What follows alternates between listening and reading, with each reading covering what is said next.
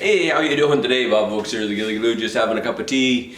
She's a blustery day out on the Ottawa River today. It's howling like crazy. Just went out and filled the feeders and changed my suet acorn and some things, and we thought we'd talk about some woodpeckers today. And I wanted to thank Jonathan from North Carolina actually for suggesting this.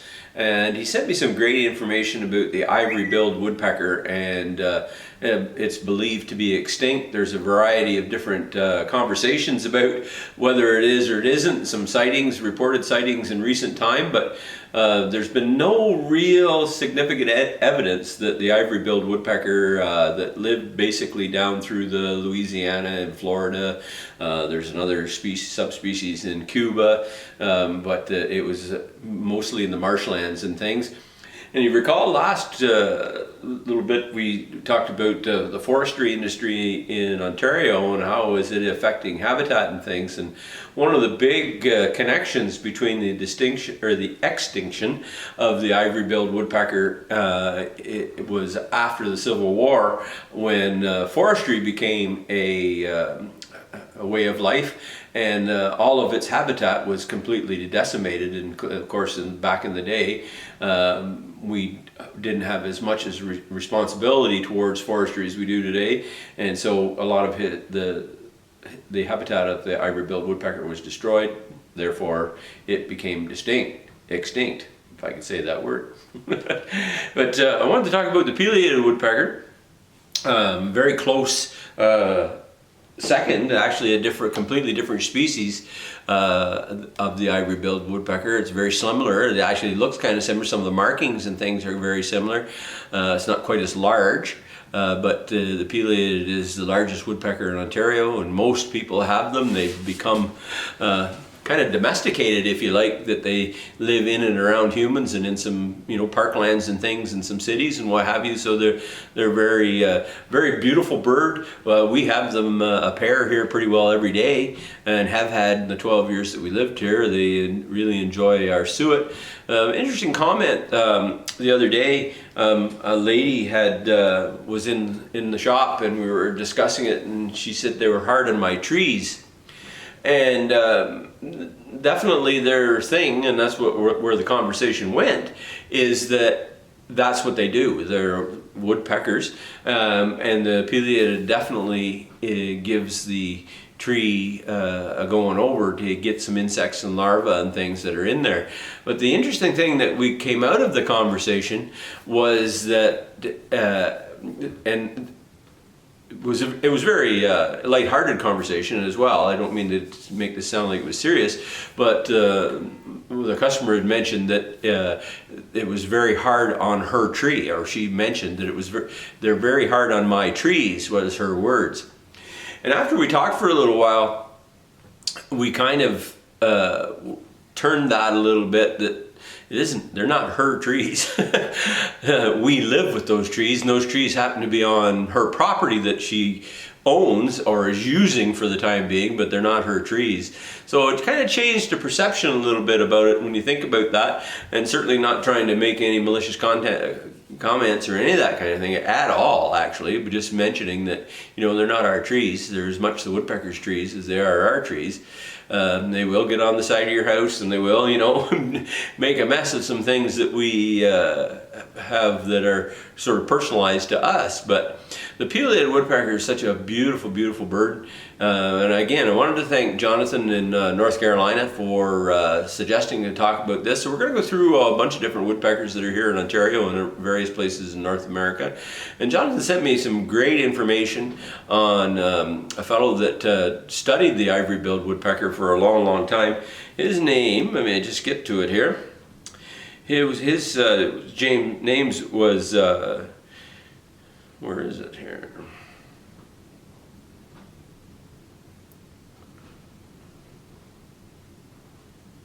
I just looked it up. Actually, you can look it up online. Also, there's a whole bunch of information about this in several different books that James T. Tanner had written, and there's some photos of him with the ivory-billed woodpecker that Jonathan had sent me, and I thank you for that, Jonathan. In 1935, where he had a juvenile ivory sitting on his shoulders and stuff. So that was pretty cool. And there's a whole bunch of information there. So check that out. And we'll see if we can find some pictures that maybe we can incorporate in some of this as well. I really wanted to talk about the pileated woodpecker. I love this guy. This is a beautiful photo here on my app, on the iPad, of the male. And do we know how we distinct between the male and the female? It's the mustache. See that mustache right there, right on its cheek? That's the way you tell it's the male, right in there on that mustache. And they're a lovely, lovely bird. You often see them, you know, in great flight. They do that boom, boom, boom down through the air as they're going. There's a nice shot of a female,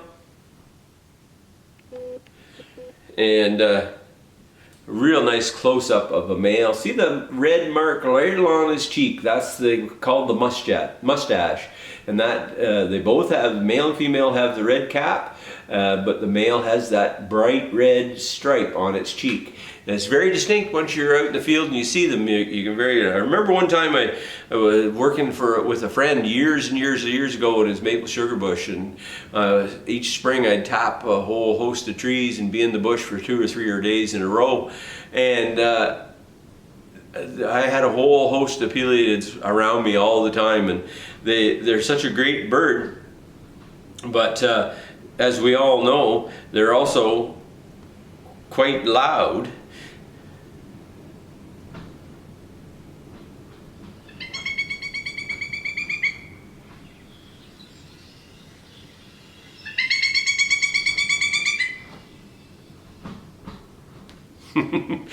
They have some interaction calls that's pretty interesting as well, where the male and the female will talk back and forth. And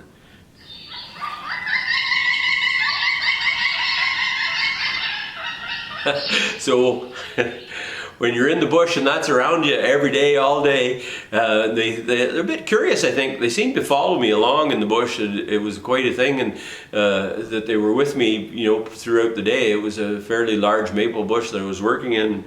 There also has some really unique drumming that you can hear.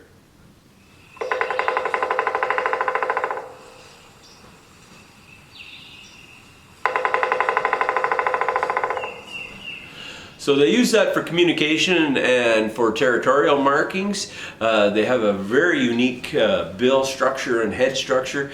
Their big, heavy bill, of course, that is all part of their skull structure. And their brain is encapsulated in a full compartment, basically, to sort of be able to take the impact from all the drumming and hammering they do on the tree. And anybody that's been around them for any length of time and then sees them hammering and chipping out wood, they can appreciate that precision. The other really, really unique thing about the pileated woodpecker is that the length of their tongue. So their bill is however long, and their tongue is about twice as long as that. And one of the things often well, if their bill is this long and their tongue is twice as long, where does it go?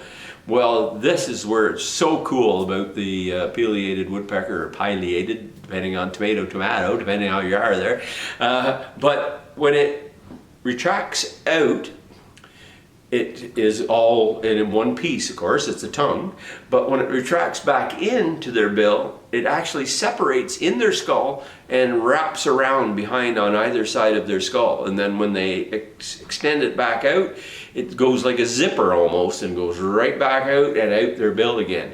It's a cool feature that you can, and if you get a good set of binoculars, or your spotting scope or whatever, or your camera with a good lens on it, you can actually look at them up in the trees and watch their tongue go, because they're just constantly going with their tongue they eat ants and larvae and bugs and what have you, and they love suet. They love to get on the suet. They're on our window acorn here pretty well every day, and they They'll eat seeds right out of your feeder. Actually, they'll get on the feeder and eat. They get a bit confused when they first get on there, it seems, but it's all great. Their territory is pretty well, they're very consistent across our whole area here in eastern Ontario and up into through the boreal forest and through the dense forests of Ontario. They're quite common here. They did go down in numbers in the early 1900s, but have recovered very well, and they're quite prominent. And as I say, they've adapted very well and live in conjunction with us, even in parks and what have you in the city. A few years ago, we were walking with a friend in one of the parks. We were kind of just doing a little walkabout in one of the green spaces in the city of Ottawa, and there was a hydro tower or big hydro structure made out of timbers. And we were walking along, and I came across, I looked down and I could see all the chips from the wood and I looked straight up, and sure enough, about 25-30 feet in the air, in a knot hole, they've excavated the hole and were nesting there. Interesting point was, the friend that we were with was a very urban person, and that's nothing wrong with that, but she would walk by those wood chips and wonder where they always came from, but never thought to look up. So here's a nice little bit of a range map that so you can see that purple is where they are year round. They live here with us every day, of course, and their habitat here says conifers, mixed hardwood forest, woodlots, favors mature deciduous or mixed deciduous conifer forests. Also wide variety of species forest types from southern swamps to old growth Douglas firs in the northwest. Also in second growth and fragmented woodlots along some large trees at present. So they're a great bird. Love to see them around and listen to them. They nest, they're a cavity nesting bird, so they're always excavating for cavities for nests. So get out there and look around and see if you can find yourself some pileated woodpeckers. Love those guys. Have yourself a great day. Thanks for stopping by.